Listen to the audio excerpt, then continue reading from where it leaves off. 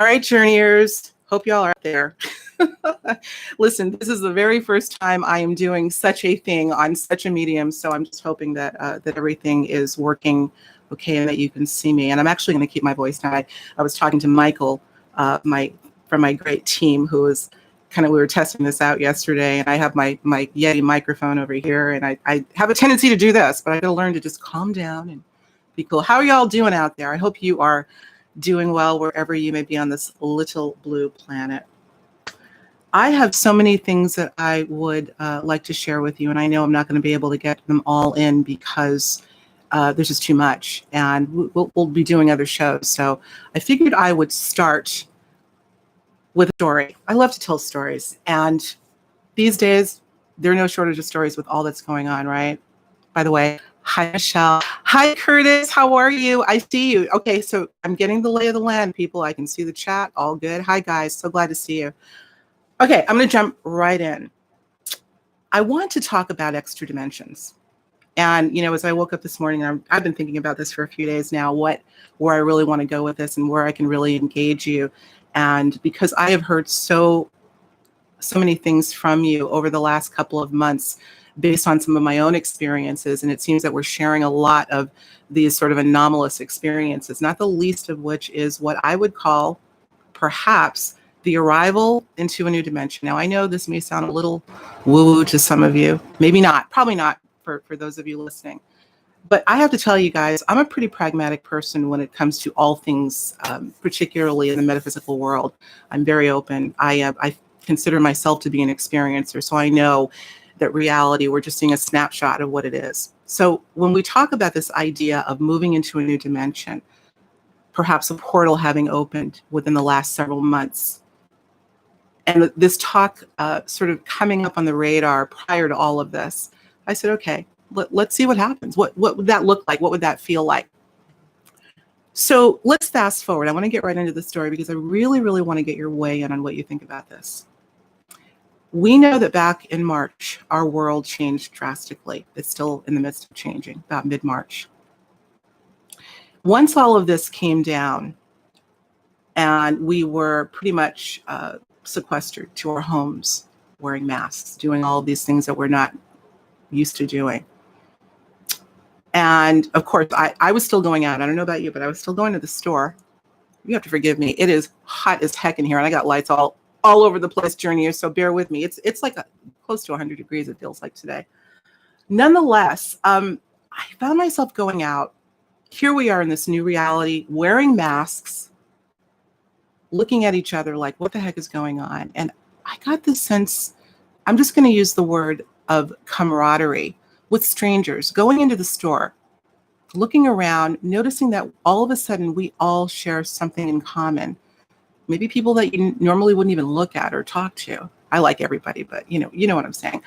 I got the sense of we're all on this, what seems like a spaceship together. Something has happened.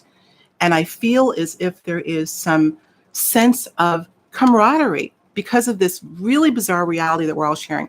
Now, I don't know that I could fully put my emotions in words here, how I was feeling, but as I go through the story, maybe you can relate a little bit more. This feeling, as I would go out periodically, looking at neighbors, talking to neighbors, wearing a mask, and going about my day, I kept getting this sense of connection with everybody. And then the feeling came to me, I feel as if somehow this planet has moved. And I don't mean figuratively. We talk about the planet is moving, obviously, it's rotating on its axis. But I feel as if we have been moved. And I was juxtaposing that with all that's been going on. And it really kind of bothered me for a while because I knew where it was coming from. I knew the sense that I was getting about being around strangers and feeling like we're all on this trip, we'll use that word, together. And one day, guys, I was upstairs making my bed, really just kind of going over this thought, this feeling, and how I might draw an analogy, because this gnawing feeling would not leave me. And here's what I came up with. I'm calling this the Wizard of Oz. And you've all seen it, obviously, where Dorothy is in Kansas. She's in her home. And this huge tornado comes in, shakes her up, but she's still in her home. The home looks the same on the inside, but she's moving. It's going, we know where it ends up. She opens the door and she's someplace totally different.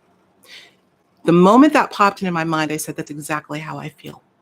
I don't feel as if we have moved dimensionally from a figurative standpoint. I feel as if we have actually moved. I have brought this up to several colleagues of mine, including Sonia Grace, who I'm going to talk a little bit about. In fact, I'm going to mention her right now. On our last show, which I believe was right after the pandemic started. And as you know, I've been covering this new world since it started.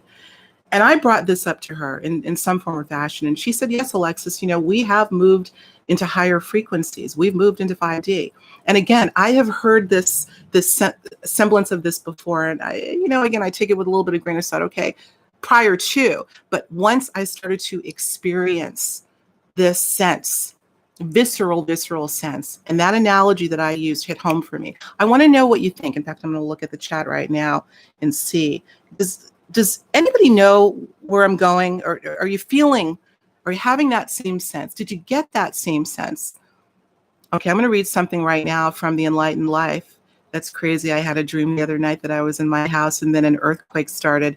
After it ended, I went outside and I was in a completely different place. There you go.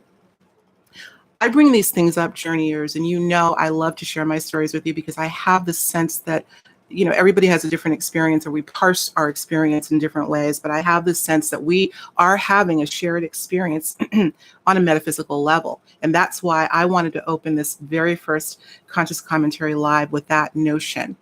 So for all of the individuals who work in the field of consciousness, who have the indigenous cultures who have followed this incredible conjunction that occurred in January 12th to be exact. Yes, I was in Uluru at the heart of it all, the potent spot, talked about this for years and years and years. And I got to tell you something, I really feel that this is where we are. Somehow we've moved.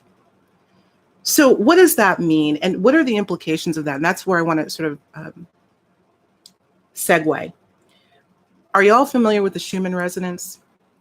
Give me a thumbs up if you are. The Schumann resonance. This is essentially a monitoring matrix or framework that monitors what I like to call the heartbeat of the earth. We know, and I know there's a lot of controversy about the fluctuations that have been happening, or the fact that the resonance of the earth has changed from a scientific perspective. But I know that a lot of people have been looking at these absolutely wild fluctuations. The fluctuations, or the baseline that's well known, is about 7.8 hertz. And I have heard it going up to upwards of 20, maybe even 30 hertz. Well, when I looked at, or when I thought about this idea of mine, or this feeling that I had been having about, could we have actually moved into another dimension? Or moreover, are other dimensions now overlapping or intersecting with us? I thought, let me look at, there's several sites that do have a pictorial, really a live pictorial of where the Schumann resonance is on any given day. And I looked this morning, of course I couldn't find the page that I typically go to, but I was able to look at some still images. And over the course of 2.5 months, lo and behold, there are wild fluctuations, no surprise. So what does that mean? And I don't know, I'm certainly not a scientist, so I'm not going to speak out of school, but I think that I'm the type of person that tends to look at patterns. And I've always been sort of inextricably linked to looking at patterns.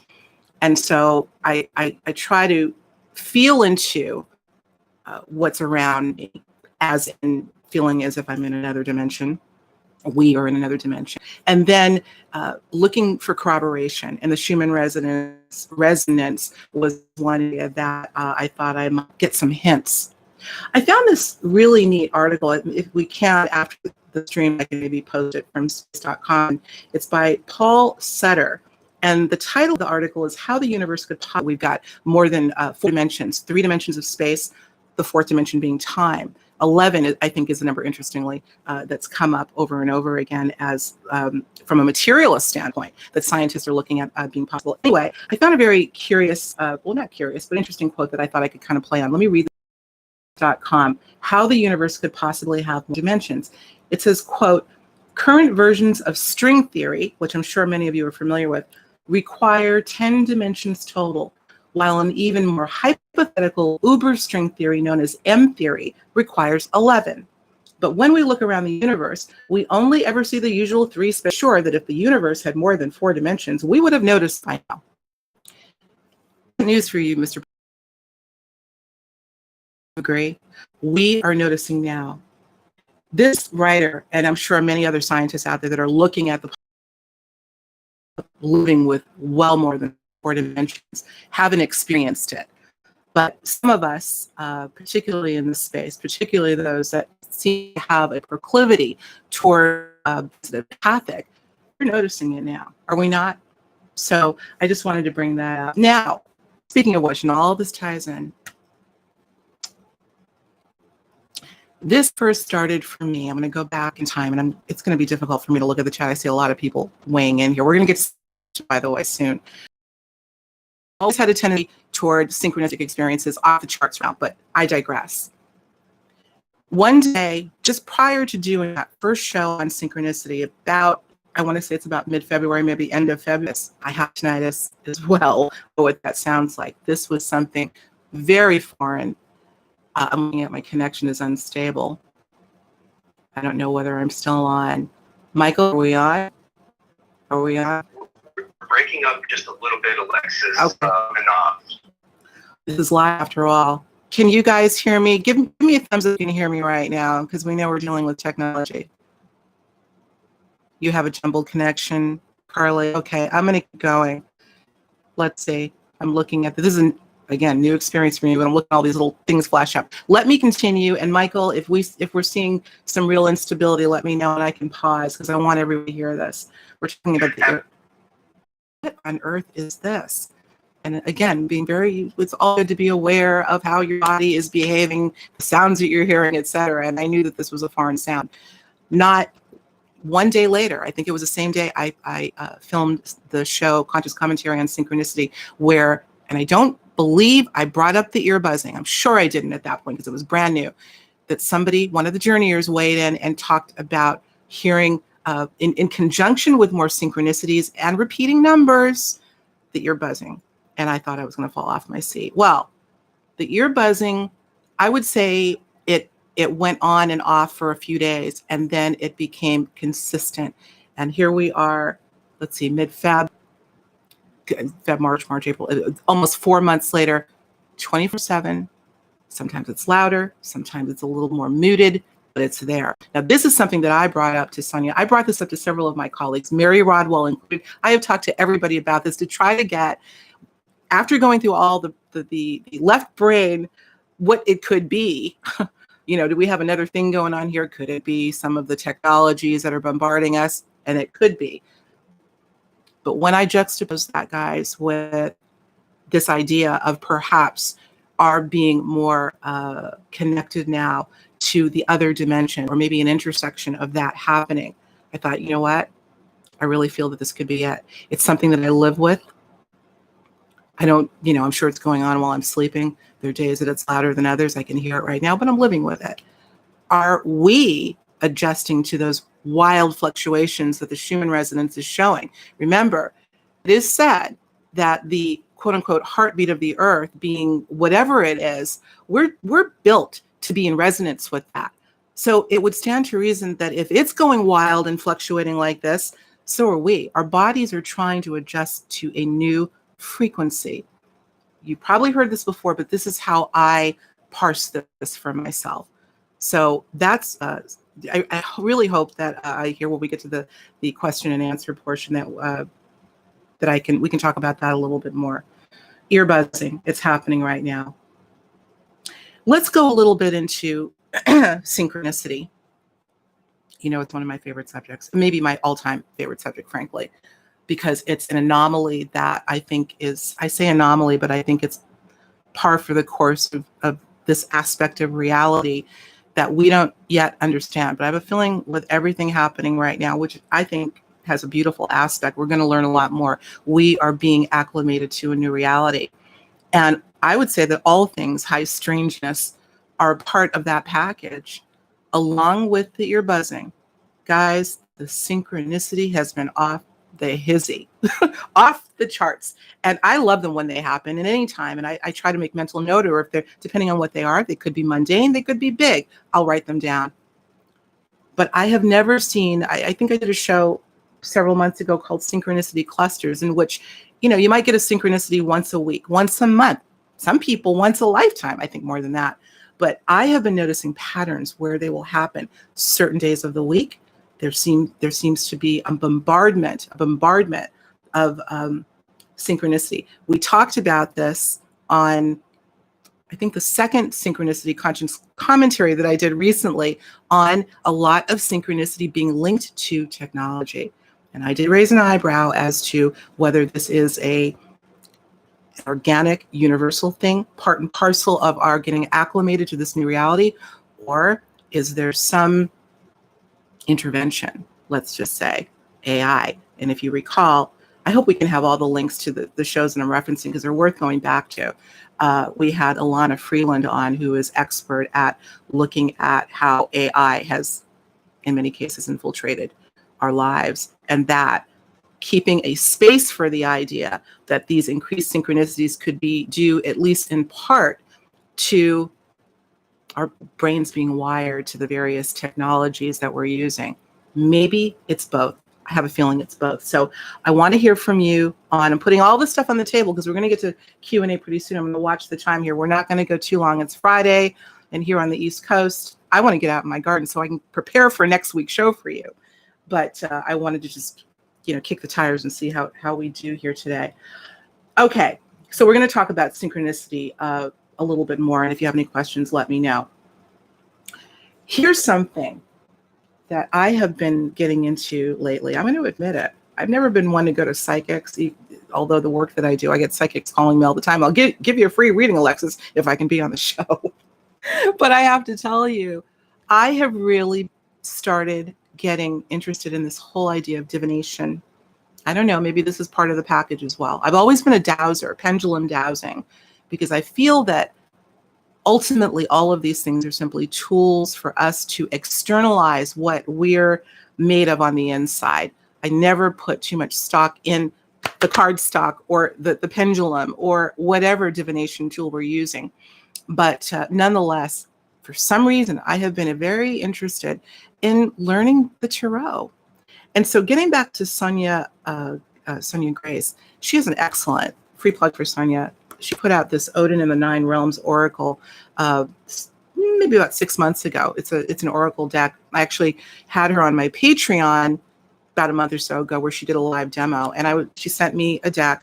And so I decided today just to play with this, brand new for me. I said, okay, let me get quiet with this deck. And I'm practicing my shuffling. And I said, I want to pull a card that will give me a theme for the journeyers. I do this for you guys. I hope you know that. Give me a card. Now, I knew I wanted to talk about synchronicity and extra dimensions and all that good stuff. But if there's anything else that I need to stress in this conversation to leave you all with, please show it to me. And I'm going to show you what came up.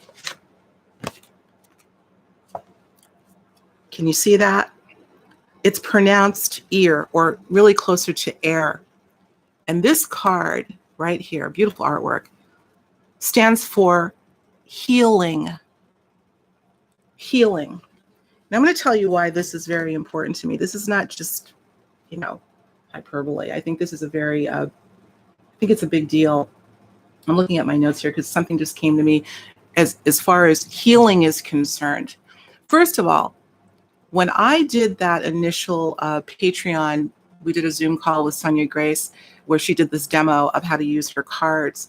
And I asked the same question of her while we were going through the demo. And I said, Sonia, I want you to pull a card that would be a message for the masses, essentially, given all that's going on. Guys, this is a card that came up. Not once, not twice, but 3 times in that demo. We wanted to see how strong that message was. Well, guess what happened today? Really asking, this wasn't about me. This was about y'all, all of us. This is what came out. Healing. But so what does that mean? And how would we look at all of this within the context of what's happening right now? This is what came to my mind. let's face it, this has sucked what we've gone through on many levels for a lot of people. For some, me included, I'm going through both. But there's been a bit of elation as well as a bit of, ugh. There's a lot of things that are going on right now that are not pleasant. We're hurt. We're in pain. You might ask yourself the question, why are we going through this? What is the purpose? And here's what came to mind with this card. Air. I didn't hear a voice. I got the thought, Alexis, how can the people heal if they have never really acknowledged the pain? How can you heal anything until you feel the pain so strongly that you're driven to heal? I thought that's interesting. I have always felt, being since this whole thing started, with added layers, as we know, with what's going on right now, and you know what I'm talking about, that there is something to be gleaned, many things to be gleaned about what this is all about, more than the 3D. This is much more than 3D. There's a 3D play out, of course, but there is something to be gleaned. I do not believe that universe makes any mistakes. There's something to be gleaned here, and we are being asked to heal. However, and I'm not talking about healing from what's just happened now. I'm not talking about on a physical level. I'm talking about healing from pain that has been perhaps ubiquitous in our lives through lifetimes that has never been fully addressed. It would make sense to me that in order to finally get to the point of healing, we've got to feel the pain so bad, so intensely, something that's so unfamiliar. And this is what's happening right now. Wouldn't you agree? I got so many comments going here. It's going to take me off my mark, but we'll get to them. So that's what I literally drew from this. And I really thought, let me get myself out of the way. I'm going to pull a card. Let's see what comes up. It's time to heal. Here's the other thing. I do look at patterns. Ear. It's really pronounced more air. But when I thought ear, I thought ear. Buzzing. No accident. So, all right, we're about a half hour in. Michael, are you there? I think at this point, because I'm seeing so many comments, I want to know if there are any questions. I'm going to fan myself while you're checking that out, and let's see if I can answer. It's so hot here, and I got lights everywhere, so forgive me. Michael? I am here, Alexis, and forgive the fans in my office. It's about 100 zillion degrees in Phoenix as well. They say it's a dry heat. Well, we got humidity. A lot of people from all around the world are watching right now live, and I just want to thank everybody, and be sure to subscribe to Higher Journeys with Alexis Brooks and hit that notification button so you'll never miss another live event. This is a new project that's taking off, and we're really proud of it so far.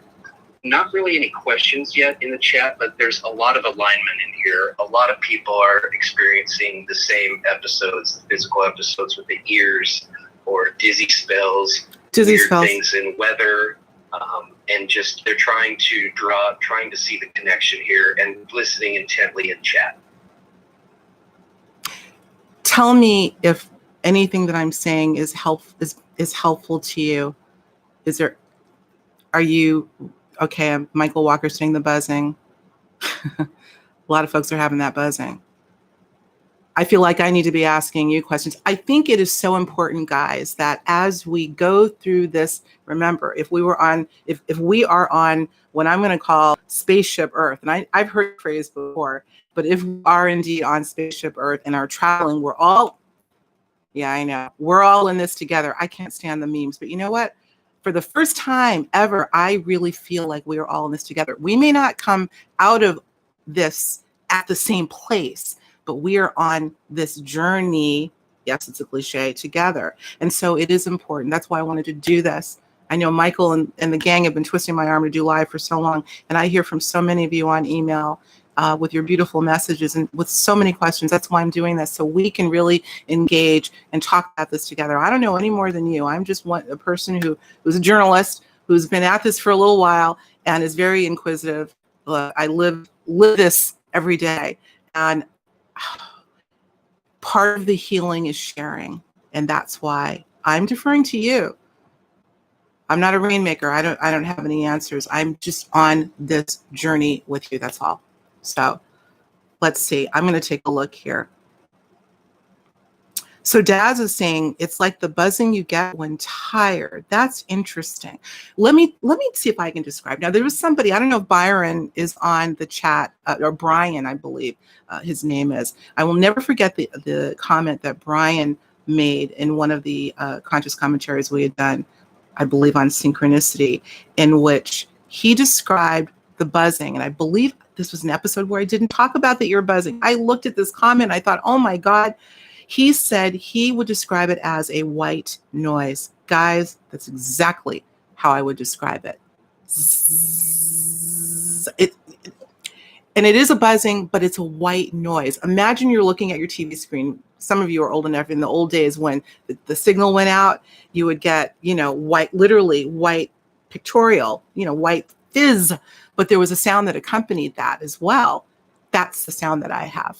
That's the sound that I have. So anything else, Michael? There's no way I can follow this. Electron spin resonance. Okay. Yeah, it's exactly spin resonance. I was thinking of EMF energy in that channel 0 that you mentioned, which coincidentally is the background radiation of the Big Bang. So yeah, just saying, just kicking the tires around here. Right.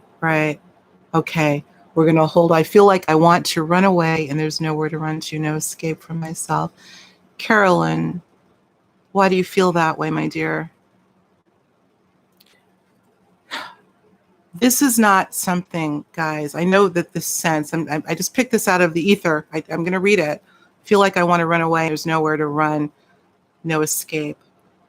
Universe does not want us to escape, Caroline. Or Carolyn, please don't feel that way. If we're all in this together, you're not alone here. We have to defer to one another. Now, I know that we can't have these kind of conversations with everyone. Most people. That's why this is here, for us to have it here. So you won't feel the need to run. If anything, run toward those individuals who maybe are feeling the same way. Let's work this out. This experience is here to teach us something. I don't like using those terms because I feel like it's even deeper than that. Maybe we're here to teach ourselves something.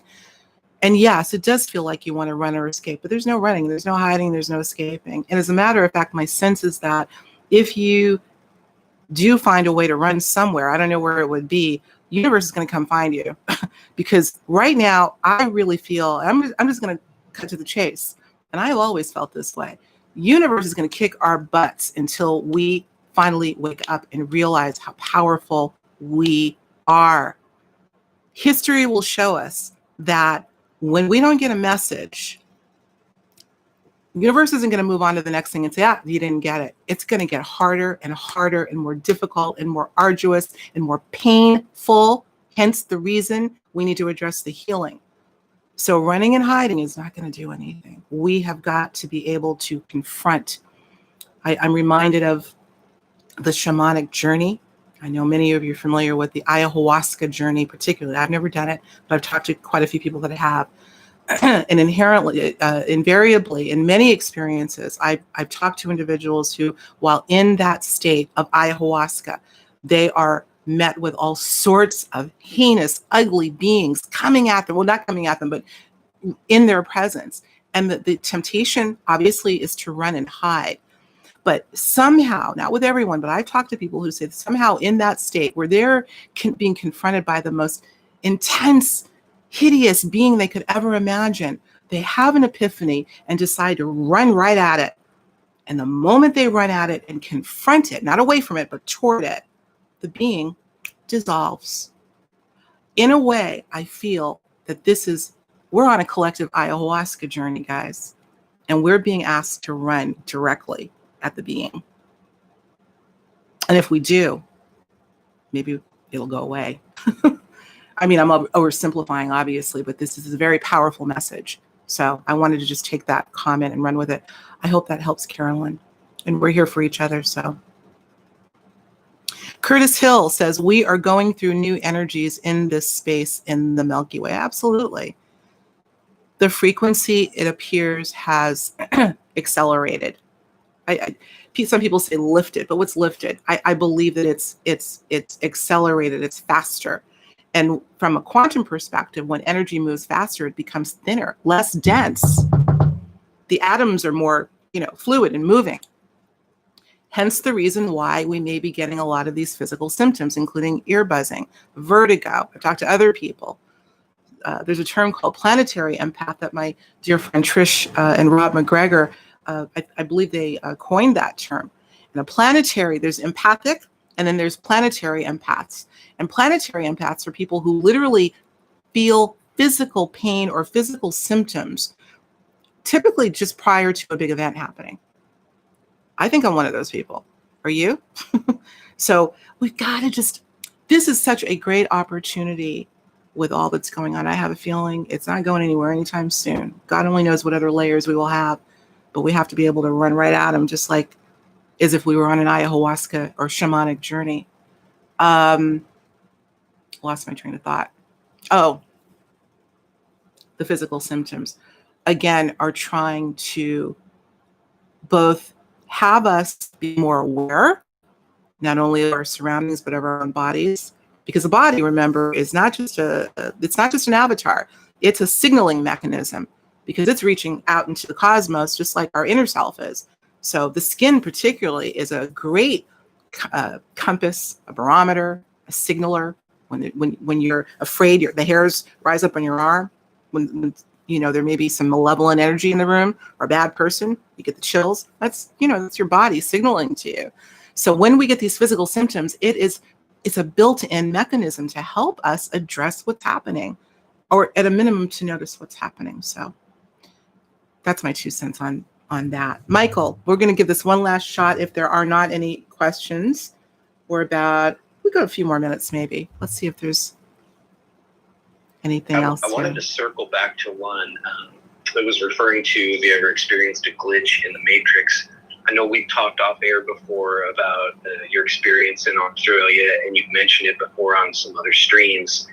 Would you consider that a glitch or something else, perhaps? Can you be a little bit more specific? I don't know that I'm picking up what especially you mentioned Australia. The pain incident. Okay, I'll share it. I was going to say that for the next one, but what Michael, I don't know if you all can hear Michael. I hope so. I should probably have this a little closer to the. We can sandbag that. No, I'm going to go into that. Did you all hear that? Do any of you remember my talking very briefly right after I returned from Australia about the plane incident? Anybody remember? Let me know. Okay, I'll let you. I'm not going to wait for feedback. Let me tell you what happened, because it does relate to what we're talking about today. Again, learning to become more aware of your own bodies and how they act as signaling mechanisms, your surroundings and events. This is something that I'm going to tell you the story, and then we're going to sign off so you all can get on with your day and perhaps go back and listen to this and think about some epiphanies that you may have. I'm going to call this an event precognition. As many of you know, I had the privilege of lecturing in Uluru in the outback of Australia back in January. This conference, the Cosmic Consciousness Conference, shout out to you guys, was built and designed at that time to celebrate this major Saturn-Pluto conjunction that took place on January 12th, which was said to be centered at Uluru, which is a fabulous energetic hotspot, without going into all that. So I was in Uluru, and I was about to, I was on my way, leaving Uluru to fly to Melbourne to visit a colleague and friend for a couple of days before heading back to Sydney and then back to the States. Okay. Now, at that time, if you recall, in January and even before, the fires were still raging and no rain whatsoever. So on the day that I was traveling from Uluru to Melbourne, there was scheduled a storm to come in, a big storm to hit Melbourne. And I remember the day I was to fly to Melbourne, the air quality was probably, I think they called it the worst on the planet on that day. And I thought, oh, great. But some rain's coming in, so that's a good thing. Well, to cut to the chase, got on the flight. The flight was only about 2 hours, maybe even a little less, about 2 hours. As we were, I would say maybe 10, 15 minutes out of from approaching Melbourne International Airport, the pilot gets on the PA system and says, I want you all to buckle in. We're about to hit some significant turbulence. And I want you to listen to any instructions that your flight crew gives you. Well, when he said that, I thought, oh boy, this is probably going to be more than just a little turbulence. I fly all over the world, guys. I've experienced just about anything, everything. But this, something told me, was going to be a little bit more significant. So lo and behold, without going into all of the dips and curves, I got to tell you, we ended up hitting a storm. The storm that was projected to come in apparently came in earlier than anticipated. Air traffic control did not have time to let the pilot know so he could go around it or turn around. We went through the storm. It hit us head on. We were knocked all over the plane. I call the experience like a paper plane in a tornado, literally. People were screaming. I was screaming. I was on that flight by myself, although there were a few people from the conference that were also flying to Melbourne, but I was, interestingly, had a whole row to myself. The one time I wish someone was sitting next to me. I'm holding on for dear life. We're up, we're down, we're side to side, tossed all over the place. Interestingly, I did not feel we were going to crash. I don't know why. I should have. It should have crashed. Guys, it was tumultuous. It was freaking nuts. I've never been through anything like that in my life. Okay, you get the gist of it. It was the worst I've ever experienced. Not only the worst that I've ever experienced, the worst the pilot admitted after we landed in his 30 years of flying this craft. He had never experienced anything like it. That plane should have gone down. Well, I'm not going to say should have, but according to how rocky that was, it's amazing that we made it. Now, let me cut to the chase. Have you all seen the interview that I did with Daryl Anka, who channels Bashar? That was based on his Eye of the Storm channeling. Okay. If you saw that and you saw that clip where Bashar talks about the calmest, the best place to be, as he's forecasting the craziness of 2020, is to be in the center of the storm where it's calm. When I watched that clip for the first time, guys, some 2.5 months later, after that god-awful plane trip that I had nightmares about for a few days, it dawned on me. Oh my God. That plane trip was foretelling. That storm that hit us head on without any advance notice, that could have easily gone down, that we made it through in one piece, perfectly fine, was illustrating what was about to occur. Not just the storm that we're going through with this pandemic and other layers, but the fact that ultimately we will get through. That's what I call, I've been trying to think of a name. It wasn't just a precognition. Precogs typically come as a message, oftentimes in a dream. This was a physical precognition. I am sure that trip was designed. I don't know if anybody else on that flight derived that message from that flight. I did. I have no doubt in my mind that I was meant to go through that experience to send me a message of A, y'all got some craziness and getting ready to hit the globe, but B, you'll make it through. And that's the message I want to leave with you today. So Carolyn, we're here for you. There's no need to run or hide because you're going to make it through, and we all will. Let's stay the course. All right, Michael, you there? Yes. Okay. Yes, I am. Unless there's a question, I'm going to sign off for now. And before I do, I know Michael brought this up. I do hope that if you enjoyed this and if you enjoyed the episodes that we've done on Higher Journeys, I believe we've got an excess of 200 shows now. I so would appreciate your subscribing. Yes, hit the notification bell. It does help.